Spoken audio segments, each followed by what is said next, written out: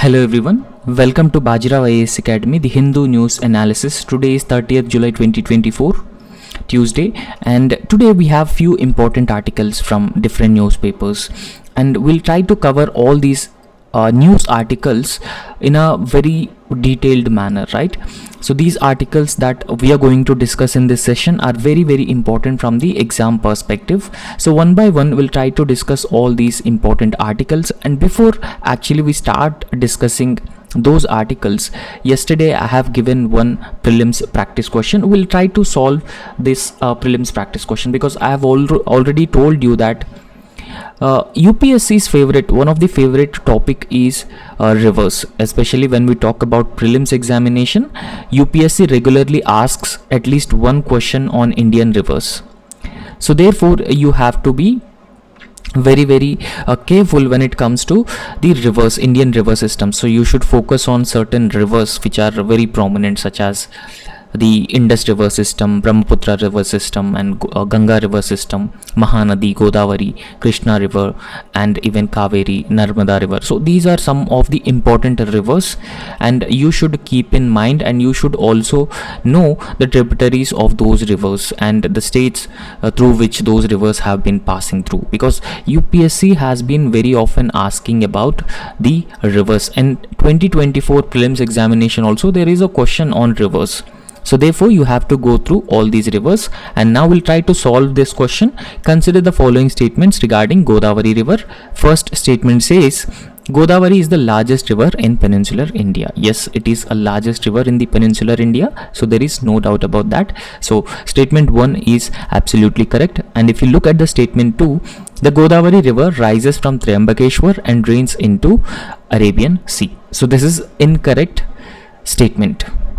Okay, so this is not correct because Godavari river drains into the Bay of Bengal.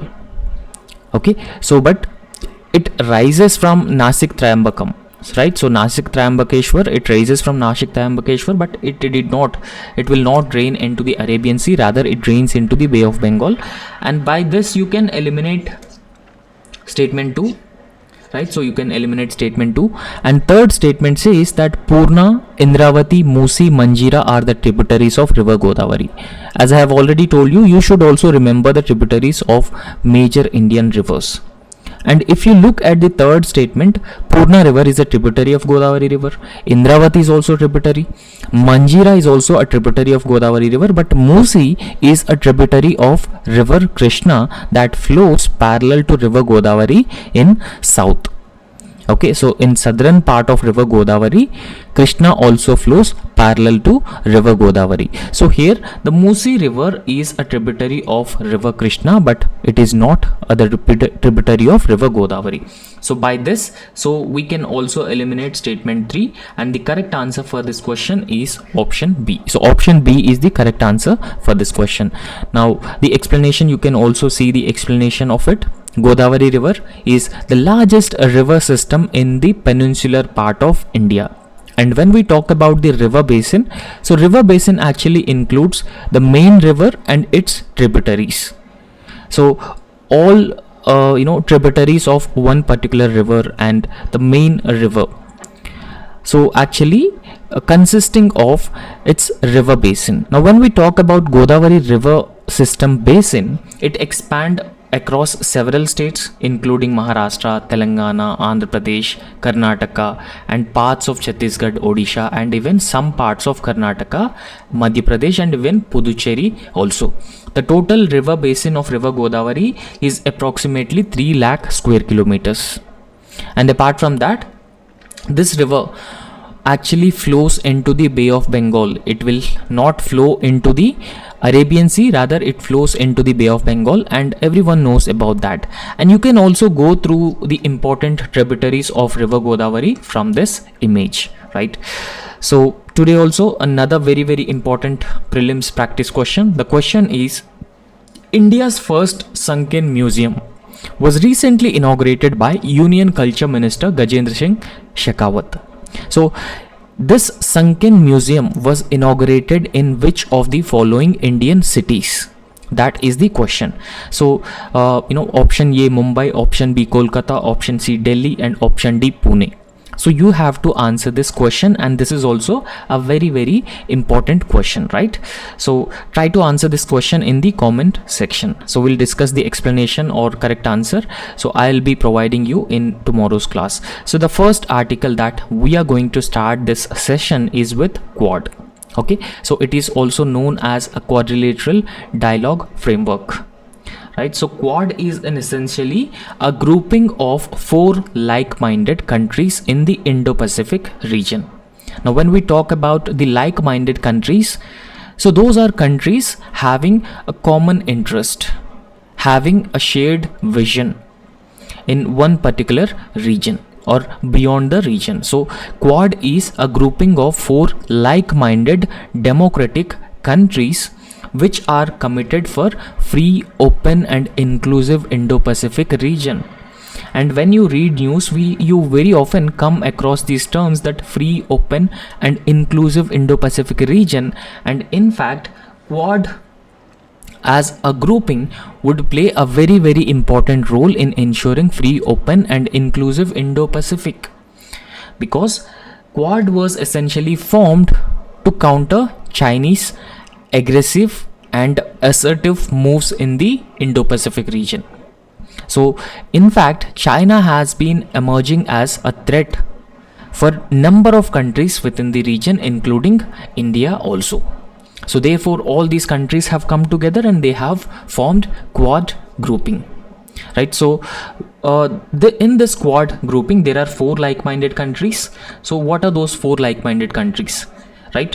So Australia, right, so and Japan, India and US. So these are the 4 countries which are members of this quadrilateral dialogue framework in the Indo-Pacific region, and we'll understand a brief context of this and then we'll proceed on to discuss this. Now, quadrilateral group consisting of Australia, India, Japan and US. As I have already told you that these 4 countries are democracies and also like-minded countries with a common vision, right? So they also have a common vision and shared interest. So we can say vice versa also, right?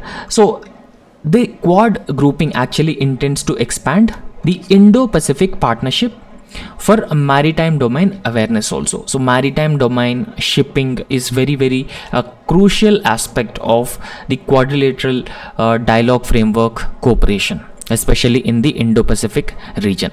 Now recently in the ministerial meeting of the Quad ministers, it was decided that Quad will be expanded to Indo-Pacific partnership for maritime domain awareness in the Indian Ocean region. Right, so this was announced by the foreign ministers of 4 Quad grouping, and in fact all 4 countries in the Quad are democracies.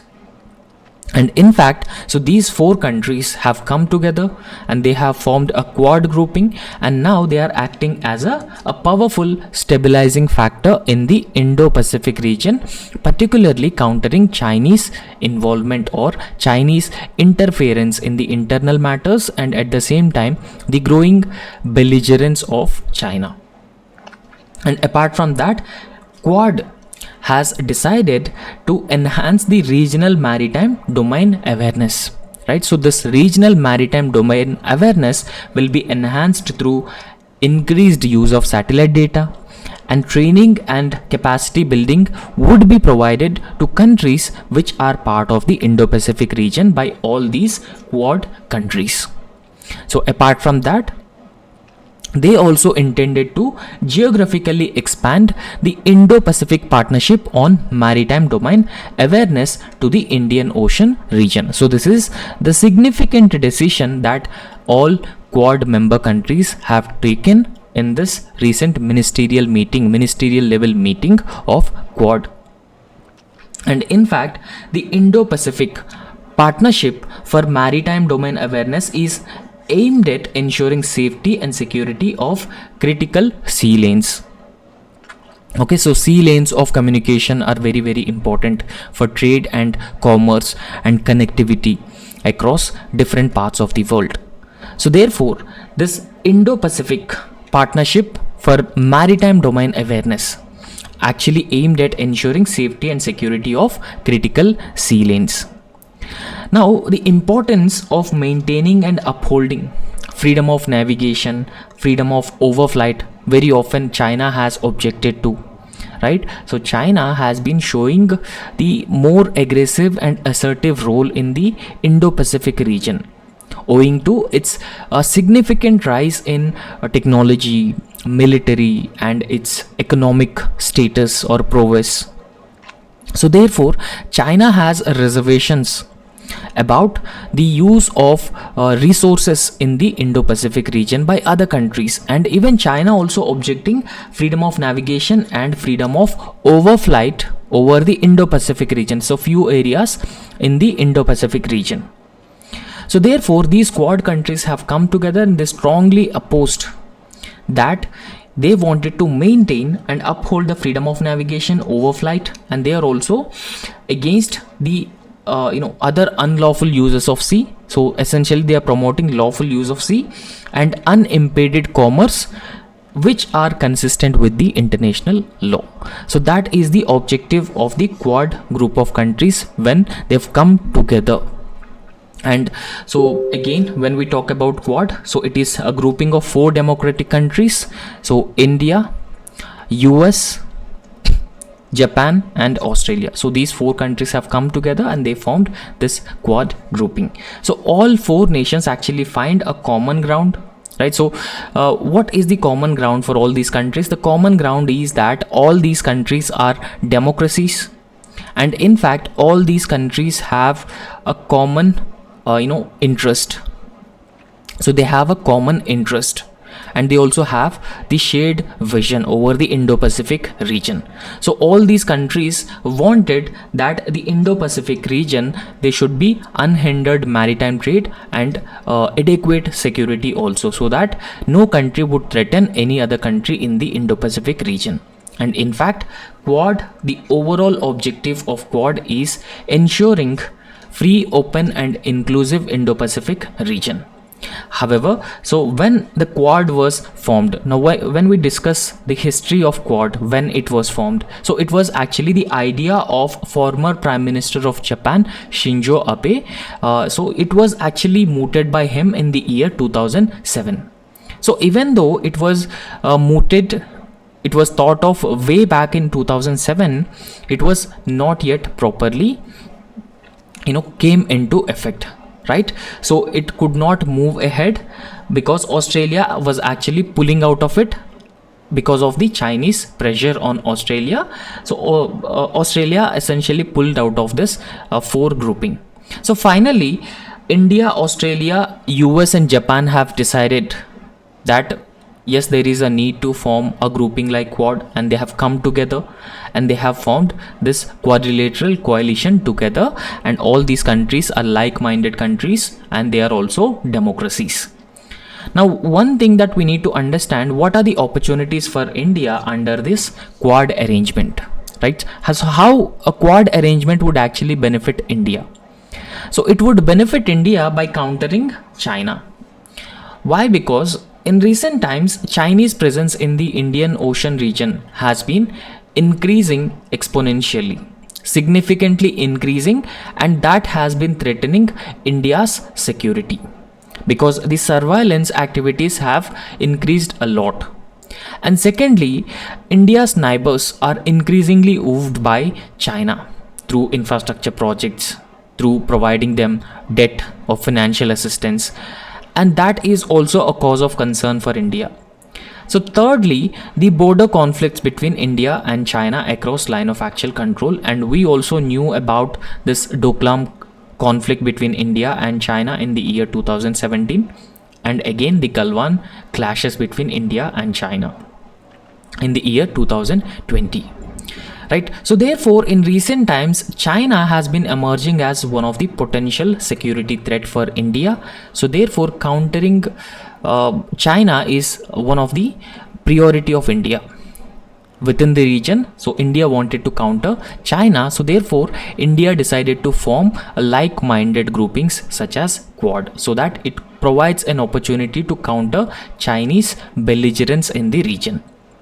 So in fact, maritime space, when we talk about the Indian Ocean region and Indo-Pacific region and South China Sea region, so maritime route or maritime space is a lot important to China than engaging in the opportunistic land grab attempts in the Himalayas, right?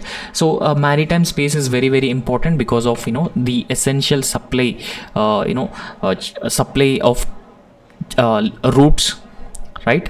So for example, all the essentials are being shipped to China through the maritime space. So therefore maritime space is very, very important aspect of China, rather than just engaging with India at the Himalayas. So therefore hit the country where it hurts more. So that is what India has been doing by being part of the Quad grouping. So apart from that, a lot of trade of China usually takes place through Indian Ocean routes. Now if you look at, this is India and Indian Ocean, right? So India and Indian Ocean, and apart from Indian Ocean, so you can see this is Strait of Malacca, and from Strait of Malacca, South China Sea, and from South China Sea it is China, right? So it is China, right? So a lot of maritime trade actually takes place through the Indian Ocean and from Indian Ocean to South China Sea. So therefore because of that reason, Indian Ocean is very, very important for China, or maritime space is very, very important for China, right? So because of that reason, since this maritime route has been passing through a number of choke points such as Strait of Malacca, China is very, very concerned about this, and it also benefits India in the long term, because all these countries have a common concerns with respect to China, and they have also understood the potential threat that China could face to the Indo-Pacific region.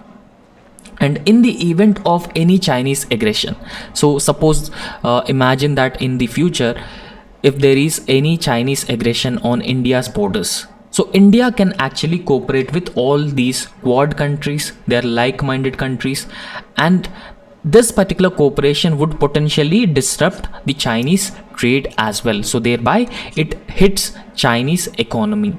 So that's why India has been engaging with all these Quad group of countries. And in fact, Quad is also emerging as a net security provider. Now India has been, when we talk about within the region, India is known as the net security provider in the region. And in fact, there is also a growing great power interest. Specifically in the maritime domain, the great power interest has been growing manifold, particularly the Indo-Pacific as a geostrategic construct that was recently came into effect, or recently used by number of global powers. So the importance of maritime space has increased manifold.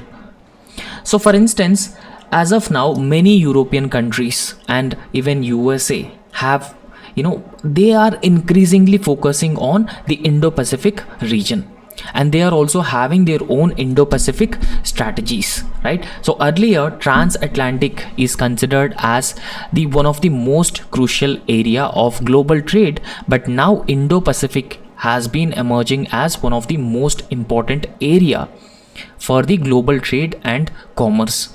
Now entire global geopolitics would revolve around Indo-Pacific. Why? Because of global heavyweights like India, China and Asian countries are located in this region.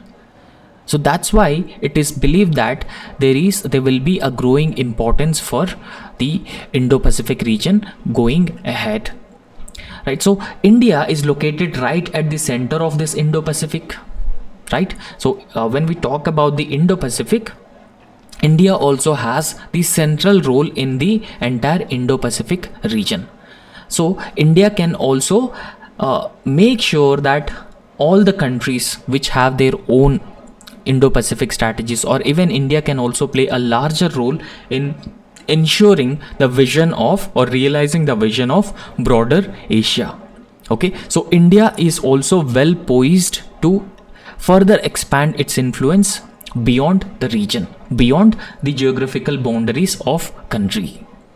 However, so India can build around the collective action in specific areas, particularly the humanitarian assistance and disaster relief. Because Indo-Pacific region, there are rising levels of sea and cyclones, tsunamis, so number of even earthquakes also, a number of threats that the countries in the Indo-Pacific region have been facing. Now in this context, India can actually play a key role in providing relief during the humanitarian crisis through humanitarian assistance and disaster relief, and India can effectively monitor the shipping and can also conduct the search and rescue operations, because it is known as the net security provider in the Indian Ocean region. And India can also conduct the anti-piracy operations, and it could also provide the infrastructure assistance to climatically vulnerable states and connectivity initiatives and similar activities. So all these areas can effectively help India to further enhance its role in the Indo-Pacific region. Right, so further expand its influence and to counter Chinese influence, Chinese growing influence within the Indo-Pacific region. Now, what are the issues which are related to the Quad grouping? So there are number of issues. Quad is not free from those issues. Now, when we talk about the issues within the Quad grouping, so countries like US and Australia have been advocating that this Quad should be transformed into a military alliance against China.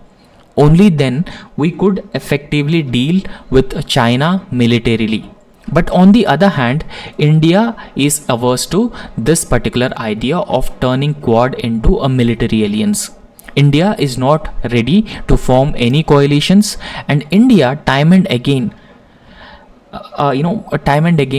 emphasized that Indo-Pacific, there should not be any military coalitions within the Indo-Pacific region, and Indo-Pacific should not be monopolized by only few countries. So that is India's stance. India is very often aversive to form any military alliances in the Indo-Pacific region, and India also follows the policy of strategic autonomy, right? So it follows the policy of strategic autonomy in its foreign policy. So therefore that is some sort of differences between US and Australia and other countries also, right? So for US, countering China is the sole objective in the Quad grouping, but on the other hand, India's interests are different. So these countries also have some different interests within the grouping, and that has led to growing differences, growing divisions. So although when we talk about Quad actually has potential for cooperation, but Quad remains a mechanism without any defined strategic mission. So as of now, Quad do not have any defined strategic mission. That is the problem with the Quad. And secondly, the entire focus on the Indo-Pacific actually makes Quad a maritime grouping rather than the land-based grouping. So therefore it has actually raised a lot of questions. So whether the Quad cooperation would also extend to the areas like Asia Pacific and even Eurasian regions, right? So these are some differences between all these Quad countries, and which have been hindering the potential of these Quad group of countries. And the next article is an unfortunate incident took place in Delhi, right, where a coaching institute, right, so it was a very unfortunate incident that because of flaunting norms by the coaching institute, it has led to the flooding of a basement library in one of the most famous coaching center in Delhi, and that has also led to the death of 3 students. So in fact, there were a lot of incidents that have took place in Delhi in recent times. So one student was already died before this incident because of electrocution, and this is another unfortunate incident. So however, the negligence on the part of this coaching institute to adequately take care of the students that has led to the killing of young civil services aspirants. And this is a very unfortunate incident, that unfortunate incident, and it is also very disturbing to hear. The thing is that a basement in Delhi, very often these basements are being used for the coaching classes, for conducting coaching classes. Basements are being used, and very often these basements are not allowed for the commercial purposes. So they are just to store some goods, or even for the parking purposes these basements can be used. But now in Delhi, because of a lot of demand from the student side, particularly with respect to coaching and even the libraries, a lot of libraries, around 95% of the libraries are opened in the basement. And due to heavy flooding in Delhi, and also poor management of drains, because drains are very often choked in Delhi. So this has led to the a flooding of the entire basement in that particular coaching institute. And unfortunately 3 students were not able to come out of the library as quickly as possible, because water just gushed into the library. So that has led to the death of these 3 students in Delhi.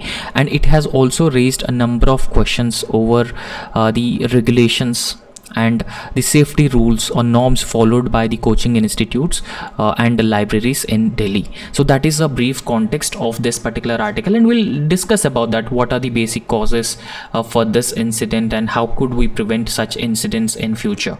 So a recent tragedy at an IAS coaching center in Delhi. So where what happened was, a flooding resulted in the death of IAS aspirants. So we all knew about it. Okay, so it has actually highlighted the increasing issue of urban flooding. Now this is not just common, urban flooding is not just a common in Delhi. Now it is it is a case in every city almost, because of poor urban planning and even poor management of sewage. So urban flooding is one of the most common problem in every city in India. So there has been an increasing issue of urban flooding, and that urban flooding has been further increasing due to the human errors and even the inadequate infrastructure to deal with such incidents of urban flooding. So this is particularly a cause of concern. Now what are the regulatory and safety concerns with respect to the commercial buildings in Delhi? So we will understand this, right? So building regulations in India, so they just regulate or restrict the use of basements for habitation. So basements should not be used for the habitation purposes. Basements should not be used for any sort of a commercial activities, such as conducting classes or conducting libraries or having libraries in these basements. So therefore the building regulations clearly restrict the commercial use of basements, and these basements should be allowed only for storage, parking or any other utility purposes, and that's it. Okay, so when we talk about the basements actually lay they are lower than the actual ground, right? So whenever there is a flooding, there is a high probability that these basements would fill with the water at a very quick time. So within minutes the entire basement will be filled with the water, and that is what happened in the recent instance. Okay, so however the mixed use of buildings, so buildings and particularly basements are used for both the commercial purposes, habitation purposes, and even these purposes also. Okay, so there are very often instances like these basements are used for conducting classes by the coaching institutes and even libraries, so which actually may not comply with the regulations, and that has led to this recent instance. Now when we talk about the Delhi Master Plan of 2021, and this Delhi Master Plan of 2021 made it very clear that the basement usage for coaching centers, it actually requires a clearance from the fire authorities and even other statutory bodies. Coaching institutes can actually use basements for conducting coaching classes or having libraries, but they have to get the permission, they have to get the clearance from the fire authorities and even other statutory bodies also. However, there is a lot of uncertainty whether coaching center which is in question in this recent incident had a necessary approvals from both statutory bodies and even the fire authorities also, or even if any changes were made in the basement were not duly notified to the relevant authorities, and that would be a problematic aspect also. So however, in Delhi, when we talk about the inspection and complaints, so there are a lot of issues with respect to inspection and complaints. So regular inspection and complaints will not take place regularly in Delhi. So often users avoid notifying the authorities any changes that they have made to these commercial buildings, right? So if they have made any changes to the commercial buildings, generally they don't inform such changes to the authorities. Why? Because of the potential bribe demand from the authorities and even the bureaucratic hurdles in getting approvals for such changes. So because of that particular fear has been led to the authority, led to these commercial activities are not duly informed to the relevant authorities. So this non-compliance actually contributes to unsafe conditions in Delhi, and that has been seen in recent flooding incident also, right? So what should be the way forward in this context? So how can we manage floods and how can we develop infrastructure so that would be resilient to such incidents and that will not lead to these kind of deaths in Delhi? Okay, so localized flooding, particularly in cities like Delhi, is becoming more and more common in recent times because of a poor drainage management in Delhi. So poor drainage management, very often these drainages are choked with plastic. So that is also another problem, and cities like Delhi also increasingly facing the threat of the localized floods because of both natural topography and even poor urban planning also. So these are the major reasons for the recent floods in Delhi. However, flooding often damages the critical infrastructure that was seen during the past incidents also. For example, in 2015 there were Chennai floods, and these Chennai floods have led to the damages to the infrastructure which is being caused by the flooding. And apart from that, so these basements are in commercial buildings, these basements are very highly vulnerable to the floods. Okay, so during floods, these basements are highly vulnerable. Why? Because these basements have a limited access and they also have a poor ventilation. So this is also another major problem, and in case of water entering into these basements, so they would fill immediately. Right, so water would enter into the basements at within minutes.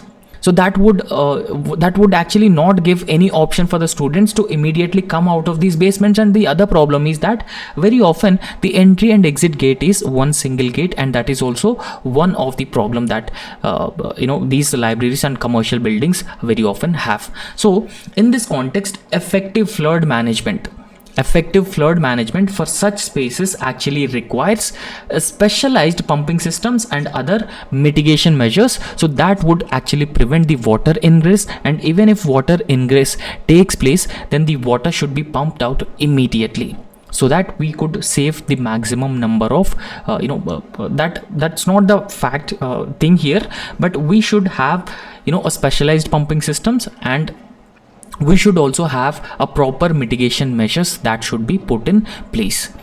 And apart from that, we should also further increase the resilience measures to the urban flooding, right? So to enhance flood resilience of these buildings, commercial and residential buildings, so they should include features such as concrete walls should be included, and flood barriers need to be constructed. So whenever the cities felt that the city is often vulnerable to the floods, so they must have the concrete walls, and they should also build the flood barriers and even non-return valves also. So these measures over a period of time prevent water from entering basements and other critical areas up to a height of 1.5 meters. And these measures have to be put in place in order to prevent such incidents in future. And there is also a need for a strong regulations against the commercial activities in Delhi. Okay, so a next article that we are going to discuss, so this is an editorial from Hindu. So this is about India's restrictions on the Chinese manpower coming into India, right? So the author has been suggesting that Chinese manpower is very, very important for certain sectors in India, certain industries in India. And because of India issuing lesser number of visas for Chinese workforce coming into India, so that has been impacting the productivity of Indian industries. So therefore, India should reconsider the restrictive approach towards China. So that was the argument of the author. So the problem with India's blocking of the Chinese. Now, what is the context? The context is that Indian authorities have felt that, or Indian authorities have actually acknowledged the fact that there is a significant skill gap between the Chinese and Indian technicians. Okay, so there is a significant skill gap between Chinese and Indian technicians, and this existing skill gap between the Chinese and Indian technicians have been impacting the productivity in various sectors. Right, so it has been impacting the productivity across different sectors, especially in the manufacturing sector. So it has been impacting the productivity. However, Indian manufacturing base requires Chinese expertise. To some extent, it requires Chinese expertise for the better productivity. Now, why it requires Chinese expertise, we'll understand that briefly. Okay, so however, the visa restrictions on Chinese immigration into India have actually hindered their entry, and that has further exacerbated India's challenges in bridging this particular gap and also advancing its manufacturing sector, and that is the key concern of the author. Now we will understand the current visa and skill gap challenges between India and Chinese technicians and how it has been impacting the India's economy. Now, when we talk about the number of visas which were granted to Chinese personnel before and now, in the year 2019, around 2 lakh Chinese have got visas to come to India, and even they can work in India. Right, so work visas or work permits were given to the Chinese workers, and they can come and they can work in Chinese manufacturing companies or several Indian manufacturing companies also, which requires the expertise. So however, when we talk about this number, it just reached to 1000 visas in this year of 2024. Just 1000 visas were issued for the Chinese, and you can compare this number of 2 lakh visas in 2019 and 1000 visas this year. Now, why India substantially reduced number of visas to Chinese personnel is because India believes that we have security concerns with respect to Chinese personnel coming into India, and because of the political tensions also, especially the border conflict between India and China is another factor. And that's why before also India has banned a lot of Chinese based apps because of the national security concerns, and that's why India has also substantially reduced a number of visas which are being granted to the Chinese workforce. Right, so the author has been suggesting that this decline in number of visas to Chinese workers affects various industries in India which reliant on Chinese technical expertise. So this is the key concern of the author, or this is the key argument of the author. Now, when we talk about the Indian industries which are reliant on Chinese technical expertise, so there are industries such as footwear industry and solar panels manufacturing industries. So these industries require Chinese technical expertise, and now they are struggling with the underutilized Chinese machinery. Right, so they require Chinese expertise to further improve the productivity from their respective industries. But now one thing is that these industries have Chinese machinery, but Chinese machinery is underutilized because of lack of Chinese technical expertise. So that is the key problem here. Okay, so even the local expertise is also insufficient to manage this Chinese based machinery, and this is also another problem which has been leading to the underproductivity of these industries. However, Chinese technicians are very often well known for their productivity, and even they are well known for their ability to further maximize the existing resources. However, in India, we are not able to create adequate local expertise. Right, so technical expertise is very, very important for these industries, and in India we are not able to create adequate local expertise, and that's why we are depending on Chinese technical expertise. But the problem in Indian or inadequate technical expertise is Indian education system. So Indian education system actually lags behind the Chinese education system. Right, so only about 15% of the Indian students having the basic international skills when we compare this number with 85% of the Chinese students. Right, so when we compare it with the 85% of the Chinese students, only 15% of the Indian students having the international skills, and these basic international skills are very, very important. But when 85% of Chinese students having these international skills, so they would be readily employed, and they also have a huge demand across the global, across different countries. So this education gap has been underscores, right? So it has underscores the urgent need for foreign expertise to fill the technical roles. Okay, so we need to have a foreign expertise, because Indian education system is not able to create adequate workforce with lot of international expertise. So that's where we have been depending on the foreign expertise.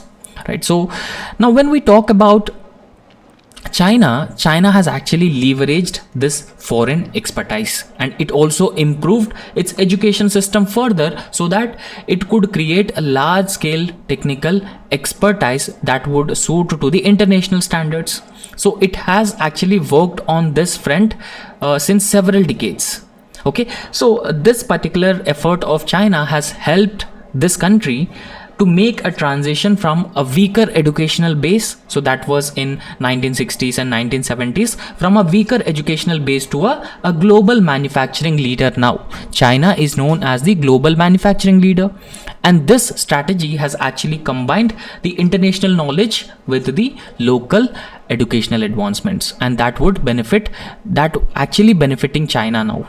So in the 1980s also, another example we need to talk about is South Korea. Right, so South Korea has actually effectively used the foreign technology along with strong educational foundation for its students. Right, so side by side it has emphasized on the use of foreign knowledge and further strengthening the educational system in their respective country. Right, so therefore now you can imagine that South Korea is also a technological superpower. Right, so it is also having a strong manufacturing base. Now it is emerged as a developed country. So this particular example from South Korea has been illustrating that how essential a solid educational base is for effectively utilizing the foreign expertise. So we need to effectively utilize the foreign expertise, and that is being evident from the fact that this South Africa and Chinese example. And now India should also expand a school infrastructure. So India has expanded the school infrastructure. We have worked on this front. So even though we have improved the school infrastructure, but the quality of education still remains poor. Okay, so quality of education still remains poor even though we have worked on the front of infrastructure, and that has resulted in low skills level among most of the students in the Indian education system, and Indian education system is also not able to produce enough technical workforce, and this problem has actually hampered India's ability to benefit from the advanced technologies, and even the foreign knowledge is lacking among the Indian workforce. Right, so what should be the future implications and what are the recommendations that we need to follow in this context? Right, so now when we talk about India's overall potential, so overall potential in the labor intensive manufacturing. Okay, so a labor intensive manufacturing sector, in the sense that the manufacturing sector especially few sectors within the manufacturing: textiles, footwear, leather manufacturing. So these are known as the labor intensive manufacturing, right? So labor intensive manufacturing would actually create large scale employment opportunities for India's youth. Okay, so however, this labor intensive manufacturing sector now in India has been facing a number of problems, right? So these problems primarily because it lacks technology, it lacks capital, and even the restrictive visa policies that are adopted by India against the expertise of other countries is also hindering the productivity of these labor intensive manufacturing sector, and it has also further it is also an impediment for India's exports. So this essentially reduces its competitiveness compared to countries like Vietnam and Mexico. When you compare the competitiveness of India with other countries, so India is having a poor competitiveness. So that is primarily because of higher capital cost, or human capital is lacking. There were lack of skills and even restrictive visa policies, lack of technology. Right, so when we talk about these countries such as Vietnam and Mexico, so which actually capitalized on the similar opportunities. So they capitalized in similar opportunities, and now they also have a strong manufacturing base. However, India's restrictive visa policies and even the educational inadequacies, they actually pose us a risk of missing out on the global manufacturing and even the technological trends. So there is a concern that India would miss out on the global manufacturing and technological trends, and India cannot afford this at this point of time. And this could actually further isolate India from a significant economic advancements and even the investment opportunities also. So therefore, we need to work on this particular front. However, so in order to further avoid the economic setbacks for India, so it is time for India that the author has been suggesting that India must work on the existing educational deficiencies, and India should also prepare the workforce, right? So for India should create international expertise, technical expertise, and apart from that, India should also consider the visa restrictions for foreign experts, so they can come to India, they can work with Indian industries, and they can also help Indian industries to substantially enhance the productivity of existing industries. So therefore, it would enhance the domestic capabilities, and integrating the foreign knowledge is crucial for the future growth. Okay, so today we have one UPSC mains previous year question that was based on Quad. Okay, so quadrilateral security dialogue. So previously in the year 2020, UPSC has actually asked this question in General Studies paper 2. The question is: quadrilateral security dialogue is transforming itself into a trade bloc, right? So from it has been transforming itself into a trade bloc from the military alliance in present times. Discuss. Okay, so the question has been saying that, so it was like a military alliance before, but the military alliance has been transforming into a trade bloc among these 4 different democracies.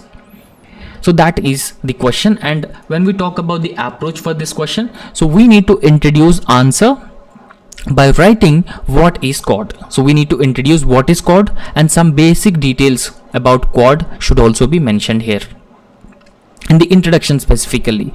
And then we need to write the objective of Quad, and especially from the military cooperation perspective, because a military alliance, so it was the primary objective of Quad, and because of that reason, so we need to write the objectives of Quad from the military cooperation perspective. And then you need to write how Quad has been transforming from a military alliance to a trade bloc. So this will be the third part of the answer, and write some implications for Quad because of this transition from a military alliance to a trade bloc, and then conclude the answer by writing a brief way forward, right? So this will be the approach, and this is how you need to actually structure this answer.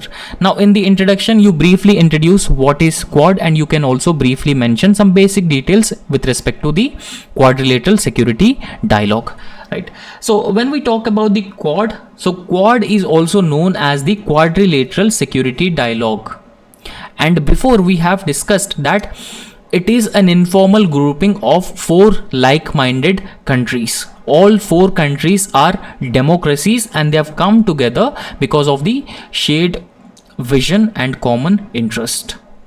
Okay, so they have a shared vision and common interest, and because of that reason these 4 democracies have come together in the Indo-Pacific region and they have formed this informal grouping to further strengthen the cooperation in different areas. So essentially aimed at countering Chinese aggression in the region. So these 4 countries which are part of the Quad include India, US, Japan and Australia. And in fact, Quadrilateral Security Dialogue is a strategic dialogue and it is having the objective to ensure free, open, inclusive and prosperous Indo-Pacific, and this is the objective of the Quad grouping or Quadrilateral Security Dialogue. Now what is the objective of Quad? So we need to talk about the objective of Quad, especially from the military cooperation perspective. Okay, so what is the objective? Because this is the actual demand of the question and this is the first part of the question in the body part. We need to talk about the basic objective of Quad, right? So the actual objective behind the idea of Quad is to keep the strategic sea routes in the entire Indo-Pacific region free from any kind of military and political interferences, right? So that thing should be free from the any kind of military and political interference or influences, right? So in fact it is also basically seen as a strategic grouping to reduce Chinese domination, right? So it should reduce the Chinese domination. The core objective of Quad here is to secure the rules based global order, right? So international governance, there are certain rules and rule of law is also very often emphasized when we talk about the international global governance, right? So now, but China has been not even respecting the international rules or international rule of law. So that is being evident from the recent stance of China, which actually not at all respected the International Court of Justice award with respect to a territorial dispute in South China Sea with respect to the maritime rights over the South China Sea of Philippines and China. So that award comes in favor of Philippines, but China did not respect the award of the International Court of Justice. So the core objective of the Quad is to secure rules-based global order, freedom of navigation and even the liberal trading systems. So that is the objective of the Quad grouping. The coalition also aims to offer alternative debt financing for nations in the Indo-Pacific region. Okay, so this particular coalition actually aims to offer alternative debt financing for nations in the Indo-Pacific region, and even the Quad leaders exchange their views on contemporary global issues. So there are a number of contemporary global issues such as critical and emerging technologies and the connectivity and infrastructure, cyber security, maritime security, humanitarian assistance, disaster relief, climate change. So these are all the areas that the Quad will actually work on, right? So this is the objective of establishing the Quadrilateral Security Dialogue. But in recent times, the Quad has been making a transition, or it has been transforming from a military alliance to a trade bloc, because all these countries which are part of the Quad grouping have enormous potential with respect to trade, right? So if you look at the data with respect to the trade and the trade potential of these countries, there are numerous reasons with which we can say that there has been an increasing economic engagement within the Quad nations. So there are 4 countries, and these 4 countries, the combined population is 1.8 billion people, and in fact it also represents a quarter of global population and 30 trillion in GDP.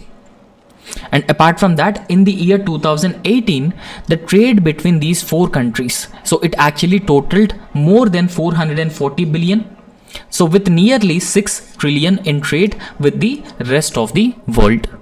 Okay, so it should actually a huge potential. All these countries actually have a huge potential with respect to trade and commerce. Now they are started looking or exploring the opportunities to further enhance trade and commerce between all these countries.